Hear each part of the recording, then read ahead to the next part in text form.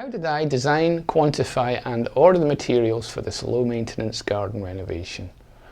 For the gravel, or as we love to say in the trade, chippings, you need to choose a sharp finish to the chipping so the material doesn't just sink when you step into it, and it needs to be fine enough to spread evenly and keep its level, but not too fine that it starts to scatter all over the place and into the soles of your shoes and boots.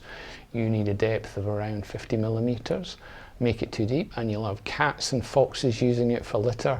Make it too shallow and you'll start to see the membrane, as chippings don't have enough bind to each other, which will make the membrane degrade far quicker as it's exposed to UV and to foot traffic, and an exposed membrane looks ugly.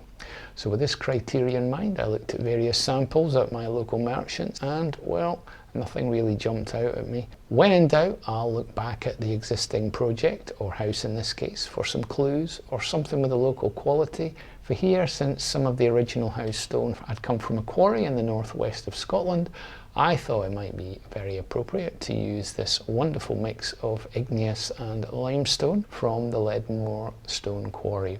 What I love about this natural material is the sparkles of green and yellow that you can observe as the light changes during the day, and which are accentuated by the sprinklings of anthracite stone, which gives variance to the white stone from a distance. It's a beautiful and sensual material that is perfect for this period property to give it the crisp and modern feel without any danger of it being a passing fashion. It's also not insanely expensive compared to some of the other products I priced, and if you're struggling to find it wherever you are, another product that has a similar effect, possibly without the sparkle, but still a good chipping, is the more generic Polar Ice product carried by many builders merchants. For the mulch areas where I wanted the soil effect, I used the darkest bark to contrast with the white of the chippings, and I went for the largest cuttings. I wanted to mimic plant areas. If I was using the bark for traffic areas such as steps or pathways, I'd use a much finer bark, and I might choose a warmer colour like this lovely sunset colour. I sometimes like the walkways to pop out from the garden, and maybe I'll look at this for these stepped areas next, since weeds are constantly getting in between the paviours and a membrane, and then the mulch might do the job. I bought the chippings and the bark in bulk bags rather than the smaller 25 kilogram bags, but I had an accessible front garden with a low garden wall where I intended putting the majority of the materials delivered to a quiet residential street where a decent sized lorry could access, and a driveway for storing the materials. If I'd been doing the work at the top of a hard to access rear garden without being able to use the wheelbarrow easily, I'd have gone for 25 kilogram bags and paid a little bit of a premium to avoid shoveling and barrowing it through bit by painful bit. For the membrane, you need to go for a woven fabric, since woven is way more durable and it's manufactured from strips of PVC stitched tight together under and over each other, and way stronger than the non-woven fabric, which is essentially like a cloth and which weeds will penetrate far easier over time. I'll show you in a separate video why and where you'll use non-woven, but in the meantime, for these steps, I purchased these 19mm thick roofing or sarking boards, usually used to provide the sheeting for fixing slates to, but perfect for edgings and such for gardens. It's vacuum pressure treated. Tannalized is another way your merchant might describe it, as long as you paint the ends where you cut the boards with some kind of preservative treatment. I sometimes use bitumen.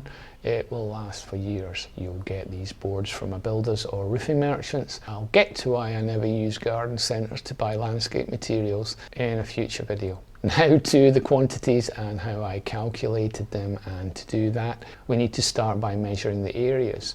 Now you don't need to be exact, but it can be tricky to measure big areas outside, especially if you're on your own. And I'll start by drawing out a plan of the garden, and for funny shaped gardens I'll just take a screenshot off Google Maps.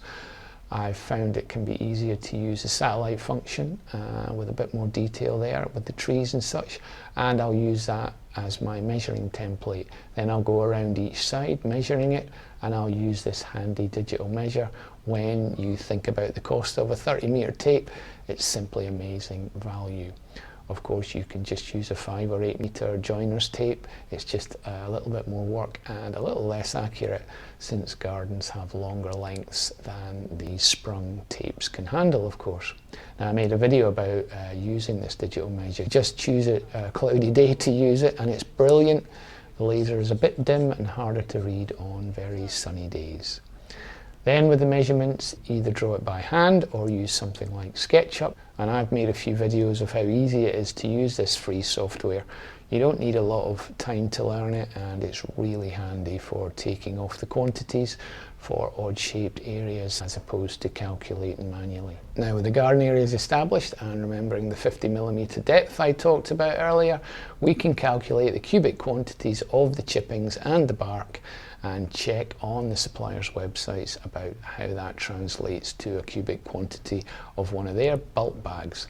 Then I'll use this spreadsheet to give me the exact amounts I need to purchase. And these formulas allow for a wastage percentage and extra things that we sometimes need to take account of, such as VAT, and that you can only buy whole units of these things, so we need to round everything up. I've made a more detailed video on how I priced this house extension, and I'll leave a link to that if you're interested in more detail in how to price your own projects. There will be a delivery charge to include for each supplier, so I'll make a printout and then email or phone to get a final price and agree a date for delivery. I'll double check with them logistics and the type and size of vehicle they will be using for these bulkier items. And I ended up with 4 bulk bags of the chippings and 1 bulk bag of bark, supplemented by a couple of small bags from B&Q and this pallet of turf to neaten the lawn, which I talked about in another video. 2 rolls of weed membrane underlying both the chippings and the bark areas, just enough to do these areas with a little bit left over based on the measurements I took. And for how I installed all of this, I've made a separate video which there should be a link to. Please hit me a thumbs up, as it really helps me, and subscribe for more, and hope to see you again in the future.